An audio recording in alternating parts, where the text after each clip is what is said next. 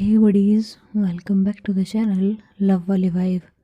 और आप लोग देख रहे story Radhika the beautiful side of love. So friends, story के लास्ट पार्ट में देखा था कि राधिका के डैड और सानिया दोनों बातें कर रहे होते हैं। और सानिया राधिका के डैड से प्रॉमिस करती है कि एक हफ्ते के अंदर अंदर वो राधिका को इस शहर से दूर ले जाएगी, लेकिन तब तक के लिए आपको अपनी फैमिली को राधिका से और इस शहर से दूर रखना होगा। और राधिका के डैड अग्री करते हैं इस बात से। और फिर सानिया उन्हें एक और प्रॉमिस करती है कि अंकल, आई प्रॉमिस यू कि 1 साल के अंदर अंदर मैं, आप, आंटी और राधिका, हम चारों लोग एज अ फैमिली एक साथ रहेंगे, और वो भी हैप्पीली। तब राधिका के डैड बोलते हैं, सानिया, तुम्हें ऐसे कोई हरकत करने की ज़रूरत नहीं है जिससे कि प्रॉब्लम क्रिएट हो। अब कोई पागलपंते मत करना।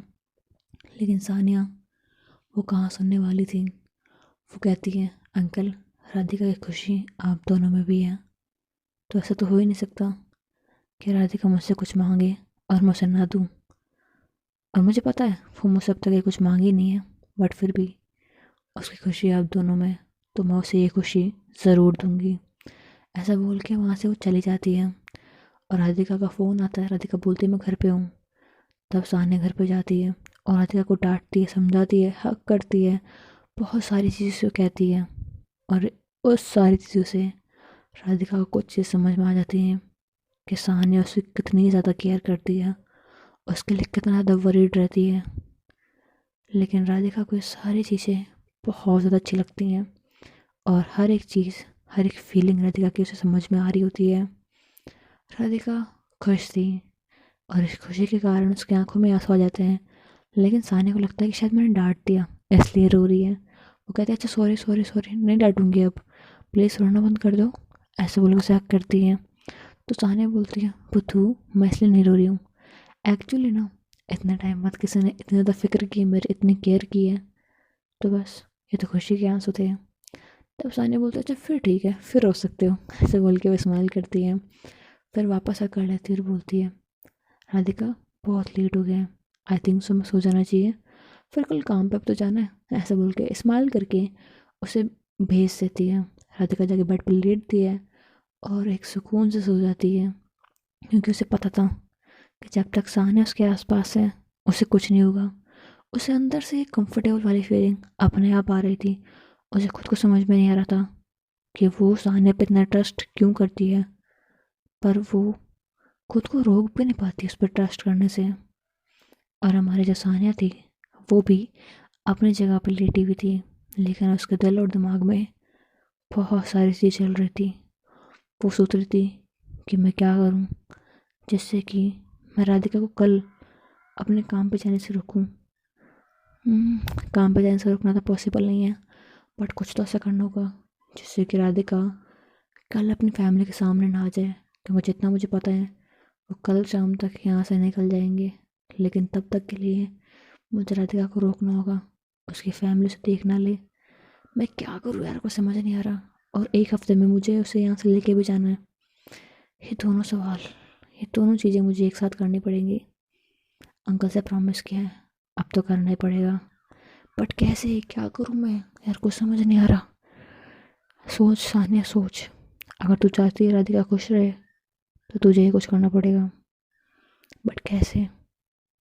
भगवान प्लीज़ मेरी हेल्प करो प्लीज़। ऐसा बोल के वो बहुत देर तक सोचती रहती है। एंड उसके दिमाग में एक प्लान बन जाता है जिससे कि वो कल तो राधिका को सेफली रख लेगी, और वो ये भी तय कर लेगी कि कैसे उसे सानिया को इस शहर से दूर लेके जाना है, और राधिका को एहसास भी ना हो कि ये सब कुछ सानिया का एक प्लान था।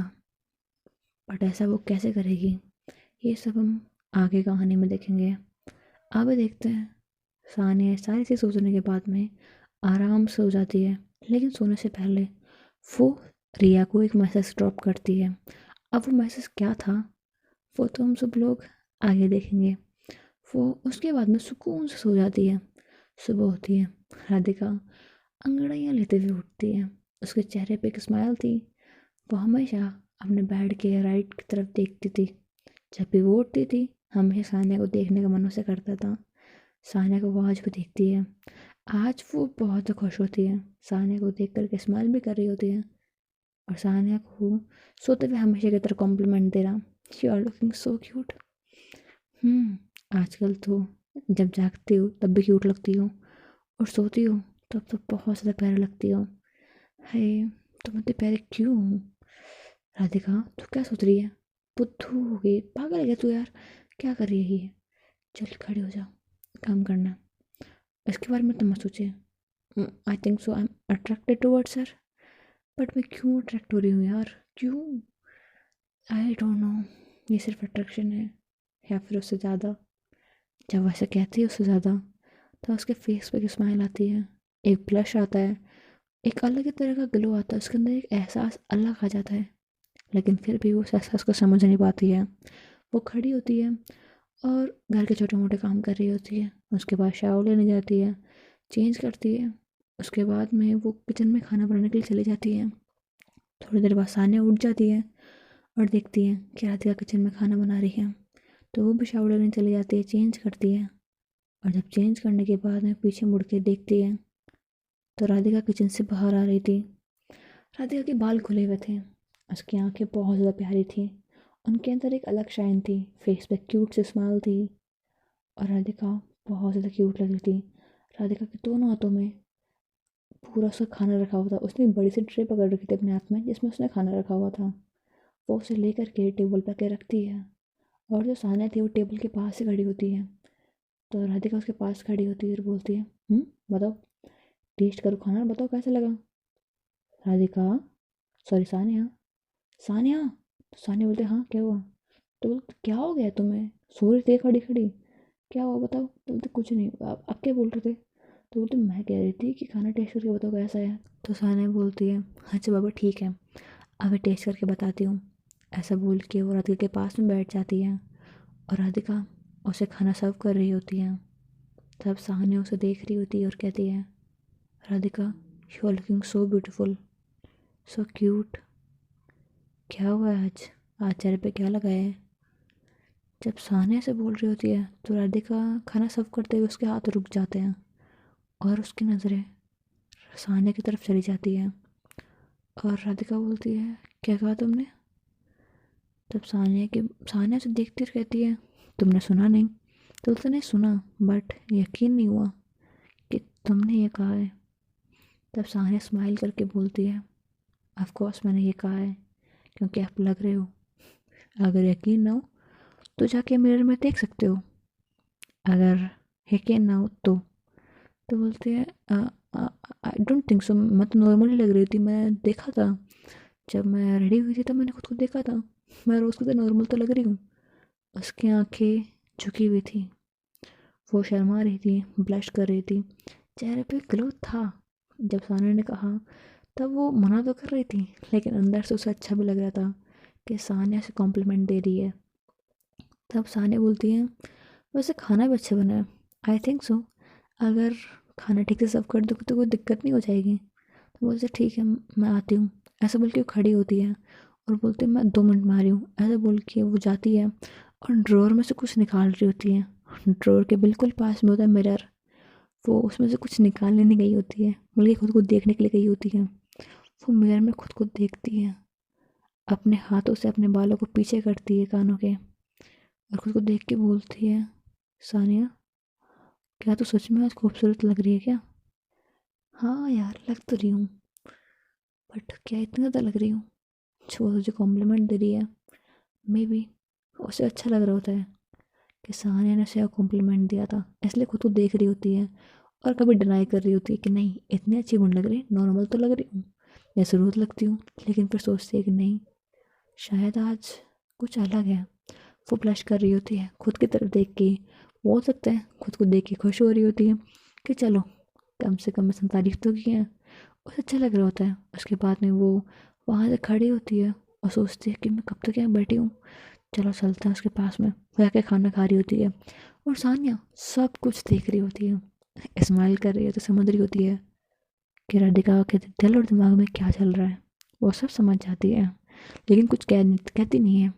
थोड़ी देर बाद वो दोनों खाना खा लेते हैं और सानिया के पास में एक कॉल आता है। सानिया कॉल अटेंड करने के लिए बाहर चली जाती है। वो उसका एक ऑफिस कॉल था, वो अटेंड करने के लिए बाहर गई होती है। और हमारे प्यारे से राधिका के पास में भी कॉल आता है रिया का। और रिया उसे कहती है, कहाँ है तू? तुम बोलते ऑफकोर्स घर पे हूँ, थोड़ी देर बाद मैं कैफ़े में चली जाऊँगी। क्यों, क्या हुआ? तो बोलते नहीं, तू आज कैफ़े नहीं जाएगी। तब राधिका बोलती, बट क्यों, क्या हो गया? तो बोलते मुझे कहा ना तू नहीं जाएगी, बहुत अर्जेंट है। प्लीज़ तू अगर मेरी दोस्त है ना, अगर मेरी दोस्त समझती हैं तो प्लीज़ आज तू कहीं नहीं जाएगी। तो राधिका थोड़ा कन्फ्यूज होती है, बोलती है क्या हो गया, सब कुछ ठीक तो है ना? सब लोग ठीक है? क्या हुआ, बोल ना, कोई प्रॉब्लम है? प्लीज़ बता यार, मुझे टेंशन हो रही है। तो बोलते नहीं, तू कहीं नहीं जाएगी, पहले बोल तू नहीं जाएगी। तो बोलते ठीक है नहीं जाऊँगी, पर फिर क्या है? तब रिया बोलते चल फिर ठीक है, आज रोहिणी का बर्थडे है तो हमें बर्थडे पार्टी की प्लानिंग करनी है बस, इसलिए। तब राधिका बोलती है तू पागल है क्या यार, सिंपल से बोल दिया होता, इतना कॉम्प्लिकेट कौन करता है? और बर्थडे पार्टी शाम को बनाएंगे ना, शाम को प्लानिंग कर लेंगे, अभी तो जाने दे। तो बोलते नहीं, आज तो नहीं जाएगी। यार तू समझ नहीं रही ना, शाम को तो वो रोहन के साथ बाहर चली जाएगी, हम लोग तो अभी रहेंगे ना साथ में, तब तक प्लीज़ प्लीज़ प्लीज़ प्लीज़ समझ यार। और वैसे भी हमने ना पूरी प्लानिंग कर ली है, मतलब अभी तो हम लोग जाएंगे, उनकी प्लानिंग करेंगे, घर पे बनाएंगे बर्थडे, बाहर नहीं जाएंगे, एक मस्त मूवी देखेंगे सब लोग साथ में, तो उसे मज़ा आ जाएगा। और हम लोग पार्टी करेंगे घर पे, फिर शाम को हम लोग गेमिंग करेंगे, ये लोग चले जाएंगे, हम लोग गेम खेलेंगे बिल्कुल, और फुल मस्ती करेंगे, तू आ जाना यार। तो बोलते अच्छा ठीक है, बट रात को तो घर आना पड़ेगा ना मुझे, मैं वहाँ नहीं रुकने वाली। तो बोलते प्लीज़ प्लीज़ प्लीज़, तू एक दिन नहीं रह सकती क्या? हाँ हाँ, तू कैसे रहेगी, तुझे तो तेरे सानिया के पास रहना होगा ना। चल समझती हूँ, रात को चली जाना। तो बोलते ऐसा कुछ भी नहीं है। तो बोलते पक्का कुछ भी नहीं है ऐसा? तो बोलते हाँ ऐसा कुछ नहीं है। तो बोलते ठीक है, तो फिर आ जा, आज रात हमारे साथ में रह ले, क्या हो जाएगा? तो बोलते ठीक है, मैं आ रही हूँ, ओके। ऐसे बोल के फ़ोन कट करने लगती है। रिया बोलती है सुन सुन सुन, मैं गाड़ी लेके 5 मिनट में तेरे घर के नीचे आ रही हूँ, तो तू फटाफट चेंज करके आ जा। तो बोले तू आ गई? तो बोलते हाँ, मैंने तो मुझे पता था, मैं तुझे कन्विंस कर ही लूँगी, इसलिए मैं पहले आ गई थी, तो चल फटाफट तैयार होके आ जा। तो बोलते हैं तू भी ना बिल्कुल पागल है, ठीक है मैं फटाफट चेंज करके आती हूँ। तो रिया ये सब कुछ कर रही होती है हमारे प्यारी सी सानिया मैम के आने पे, क्योंकि आज रोहिणी का बर्थडे था ही नहीं, और ये मैडम बिना बात के बर्थडे बना रही थी। क्यों? क्योंकि रिया ने बोला था, क्योंकि सानिया ने बोला था रिया को कि कुछ भी कर उसे रोकना पड़ेगा, तुम अपने में से किसी का अपना एक बर्थडे प्लान कर लो, किसी का बर्थडे प्लान कर लो, मुझे नहीं पता। और जो हमारी सी प्यारी सी रोहिणी थी, उसका बर्थडे ऑलरेडी 3 महीने पहले जा चुका, और ये उसका बर्थडे अब बना रहे थे। रोहिणी बोलती चलो कोई बात नहीं, मेरे दो दो बर्थडे बन जाएंगे, मेरा तो अच्छा ही है, ऐसा बोल के खुश होती है। और जो रिया होती है बोलती है हाँ खर्चा तो फिर से होगा हमारा, बट कोई ना, काम चला लेंगे, दोस्त के लिए इतना तो कर ही सकते हैं। और जो हमारी सानिया होती है, वो अपने कॉल अटेंड करने के बाद में घर के अंदर आती है और देखती है कि जो राधिका है वो बेड पे कपड़े भी रख रखे हैं, और सोच रही कौन से कपड़े पहने। तब सानिया उसके बिल्कुल पीछे जाके खड़ी हो जाती है और उसके ईयर के पास में जाके बोलती है क्या हुआ, क्या कर रही हो? तब सानिया पीछे मुड़ती है और बोलती है, सॉरी राधिका पीछे मुड़ती है और देखती है कि सानिया उसके बिल्कुल क्लोज खड़ी है और उसकी आंखों में देख रही है। तब सानिया बोलती है कुछ नहीं, वो आज मेरे दोस्त का बर्थडे है ना, तो बस वहीं जाने की प्लानिंग थी।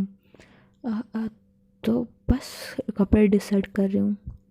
तब सानिया उसके हल्का सा क्लोज़र आती है, उनके बीच में स्पेस इतना नहीं था, लेकिन फिर भी बोल सकता है उसकी हल्का सा क्लोज और आ रही होती है, उसके फेस से क्लोज आती है और बोलती है अपने मैनेजर से बात की कि आज तुम लीव ले सकती हो कि नहीं, पहले बात तो कर लो, कहीं ऐसा ना हो तुम्हें लीव ही ना मिले और तुम यहीं रह जाओ, एक बार बात करके देख लो, अगर लीव नहीं मिले तो मैं तुम्हें लीव दिलवा सकती हूँ, मिन्नतें करके थोड़ी रिक्वेस्ट कर लेंगे यार, बट इफ़ यू वांट तो मैं हेल्प कर सकती हूँ। वो बिल्कुल क्लोज जाके उसे बोल रही होती है।